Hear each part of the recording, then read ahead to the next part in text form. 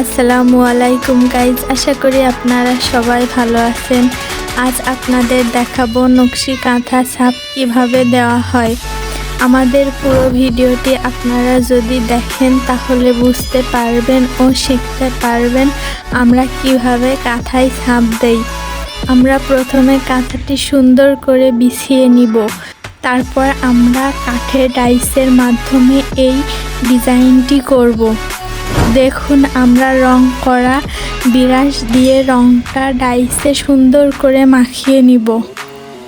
তারপরে আমরা দুই হাতের সাহায্যে কাঁথার উপরে কাঠের ডাইসটি রেখে ভালো করে চাপ দিব।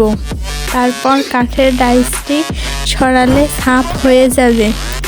আপনারা দেখতেই পাচ্ছেন। এভাবে সম্পূর্ণ কাঁথা ছাপ দেওয়ার পরে রোদে শুকিয়ে নিব। এভাবে আপনারা চাইলে কাঁথা ছাপ বাসায় বসেই দিতে পারবেন।